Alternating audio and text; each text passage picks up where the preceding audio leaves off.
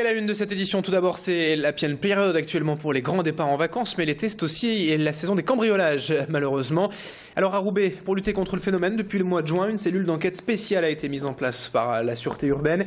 Cette brigade est composée d'un binôme de policiers spécialisés et qui, lors d'un cambriolage, vient interroger le voisinage plusieurs heures après les faits. Et en civil, il s'avère en fait que la population est alors plus propice à livrer des informations. Ces deux policiers font aussi des tournées régulières dans les quartiers des rondes pour sensibiliser les riverains et les informer de tous les bons conseils en la matière. Il s'agit là d'une première expérimentation à Roubaix, mais qui pourrait être élargie à d'autres villes au vu des bons résultats déjà enregistrés. Écoutez ainsi les explications de ce policier de cette brigade à Roubaix, Didier Vannet, au micro de Macha Grenessen. Voir si ils ont connaissance des horaires de travail de la victime ou des choses comme ça.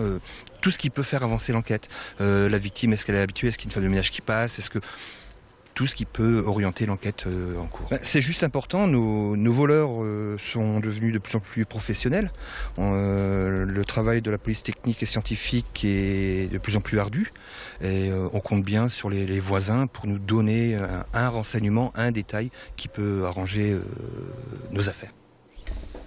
Dans l'actualité régionale également, un mot à propos des difficultés actuelles du Secours populaire de Valenciennes. L'antenne locale souffre en effet d'un cruel manque de denrées pour les prochaines semaines. Selon ses responsables, les stocks alimentaires sont presque vides et de plus en plus de familles viennent demander l'aide du Secours populaire. 12% de plus cette année qu'en 2012 selon son président. Et comme les dernières collectes dans les supermarchés valenciennois n'ont pas été aussi fructueux que d'habitude, la situation devient donc très problématique. Et pour la première fois, il n'y aura certainement pas assez de denrées pour assurer les colis de cet été. Le Secours populaire de Valenciennes lance donc un appel aux dons d'urgence. Toutes les informations sont à retrouver sur internet sur secourspopulaireValenciennes.fr et avec les explications de notre antenne de Fabien Boschetti, président de l'antenne locale, joint tout à l'heure par téléphone par Elodie Bernachon. Les bénéficiaires du Secours populaire, ce sont en fait toutes les catégories de personnes. On a aussi bien des jeunes, des personnes âgées qui touchent une faible retraite. On a maintenant de plus en plus des personnes qui travaillent et qui n'arrivent pas à s'en sortir. La palette de personnes accueillies ici est vraiment très large. Alors c'est vrai que lorsqu'on arrive en été, on reçoit moins de dons, qu'ils soient alimentaires ou financiers, alors que la pauvreté ne prend pas de vacances. Et nous, durant tout l'été, on doit assumer l'accueil des familles. 18h passées de 3 minutes en ce jeudi soir sur Grand Lille TV. Une info en bref. À présent, dans ce journal, on va parler sport et football, puisque la polémique Florian Thauvin n'en finit plus actuellement d'alimenter les gazettes du mercato estival, alors que la jeune recrue du LOSC n'a pas encore mis les pieds au domaine de Luchin. Il participe actuellement à la Coupe du Monde des moins de 20 ans. Le club de Marseille continue de mettre la pression pour le recruter. Le joueur a d'ailleurs déjà exprimé ses regrets d'avoir signé au LOSC.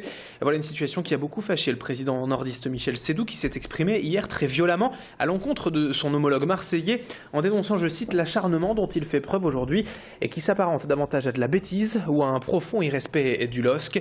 Un communiqué de presse très virulent donc, mais pour avoir le fin mot de cette histoire, il faudra attendre le retour en France après cette compétition internationale du joueur d'ici plusieurs jours. Et dans l'actualité également, l'association Agir contre le chômage dénonce des difficultés pour Pôle emploi avec beaucoup de cas de trop perçus réclamés par l'institution à ses bénéficiaires. Et des bénéficiaires qui reçoivent en fait leurs droits, leur indemnité de chômage, mais en trop grand nombre en fait sur un montant surélevé par rapport à ce qu'elles ont le droit. Alors après, honnêteté ou pas, il s'agit de rembourser ces trop perçus, en tout cas réclamés par Pôle emploi. Des solutions existent tout de même pour s'arranger à l'amiable ou en négociation. Écoutez Serge Avet, président d'Agir contre le chômage, il était tout à l'heure notre invité. Ça peut être des négociations cas par cas, mais aussi nous, on privilégie bien sûr l'action collective. Je sais que dans certaines régions, des actions collectives sont en train d'être mises en place. Puis après, il y a le recours au tribunal administratif que tout le monde peut solliciter en cas de litige. Mais c'est vrai qu'avec les médiateurs qui sont dans toutes les régions de France, ça résout beaucoup de problèmes. Le médiateur voit avec les directeurs et le service d'indemnisation le problème. On envoie un mail, il nous répond, il répond aux demandeurs d'emploi. Et puis après, c'est au cas par cas les situations. Comme je vous dis, ça peut être des remises gracieuses. Ça peut être des remises partielles, ça peut être aussi des délais de paiement. Et puis pour finir ce journal, c'est quelques images des animations d'été à Lille dans le quartier du Petit Maroc. Et c'est la 3e année que l'association d'animation de ce quartier, un peu excentré de Lille, participe à ces journées. Et au programme hier, vous voyez ces images des jeux gonflables, des barbapapa. des ateliers de percussion, de la pétanque ou encore de la capoeira, des activités pour les enfants du quartier, mais donc également pour tous les centres sociaux de l'agglomération.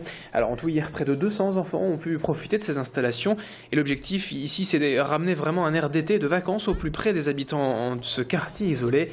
Jeudi prochain, par exemple, une séance de cinéma en plein air est prévue avec les vacances de Ducobu. Images et propos recueillis sur place par Macha Grenessen. On fait des jeux, on fait des activités. On a fait des graffitis, des tags. Et des fois, on fait des graffitis. J'aime la pétanque. Et est-ce que tu t'es amusée là? Oui. Pourquoi? Parce que c'était bien. Et ça change de l'année? Oui. Pourquoi? Parce que ici, on n'a pas beaucoup de trucs amusants. C'est la fin de ce journal, 18h passées de 6 minutes. Le direct se poursuit dans un instant avec la météo et l'infotrafic sur Grand Lille TV.